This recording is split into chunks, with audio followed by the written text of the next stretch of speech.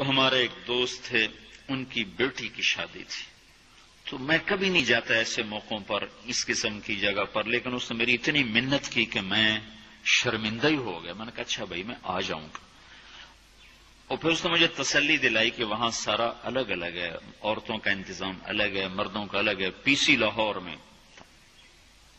تو میں نے کوئی 30-32 برس کے بعد اس ہوٹل میں قدم رکھا، ماضی کے دھندلکوں میں جھانکتے جھانکتے کتنی صبحیں کتنی شامیں وہاں گزری ہوئی تھیں غفلت کی۔ تو میں جب وہاں سے نکلنے لگا کھانے کے بعد، تو عورتیں نکل رہی تھیں، اکثر بے پرد تھیں، تو وہاں گیلری میں مجھے کسی نے روک لیا، وہ مجھ سے بات کرنے لگ گیا، میں کھڑا ہو گیا، دائیں بائیں کچھ اور عورتیں کھڑی تھیں، اتنے میں سب کی نظر پیچھے لگی، عورتوں کی بھی مردوں کی بھی۔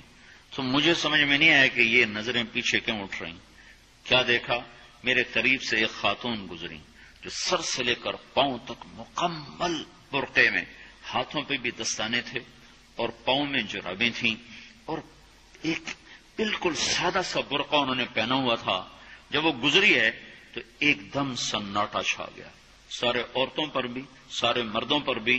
تو مجھے اس وقت خیال آیا کہ یہ حق ہے، یہ سورج جب چمکتا ہے تو ہر ایک کو اس کی روشنی نظر آتی ہے۔ وہ عورت اتنے اعتماد سے گزری، ورنہ ایسے ماحول میں تو جنہوں نے پردے کیے ہوتے ہیں وہ پردے اتار دیتے، سر سے دوپٹے اتار دیتے، وہ اس میں اس طرح گزری، سب کی نظریں شرم و حیا سے جھک گئیں۔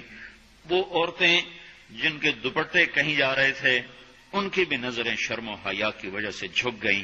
یہ مسلمان عورت کی پہچان ہے، یہ فاطمہ کی بیٹی ہے، یہ خدیجہ کی بیٹی ہے، یہ مغرب کی ننگی بیٹی نہیں ہے کہ جہاں ماں بیٹی کا تصور ختم کر دیا گیا ہے، اب وہ گندگی ہماری طرف پھینکنا چاہتے ہیں، وہ ہمیں یہ گند چاٹنے پر لگانا چاہتے ہیں، اور ہم اللہ کی منت کر رہے ہیں یا اللہ تو اس نظام کو توڑ دے۔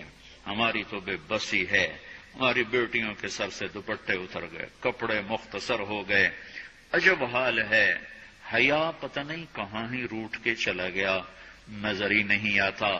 پہاڑوں میں جا کے بھی ڈھونڈا، وہاں بھی نہیں ملا، صحراؤں میں گئے، دریاؤں میں گئے، کہیں نہیں ملا۔ کبھی ایک صفت ہوا کرتی تھی، آج پتہ نہیں کہاں سے ملے گی، کس بازار سے ملے گی، وہ منڈیاں ہی بند ہو گئیں۔ جس قوم کی بچیاں ناچ گانے کو اپنا شعار اور شوق بنا لیں، ان کی نسل سے اب خالد بن ولید نہیں پیدا ہو سکتے، ناچنے والے ہی پیدا ہوں گے، محمد بن قاسم نہیں پیدا ہو سکتے، طارق بن زیاد نہیں پیدا ہو سکتے۔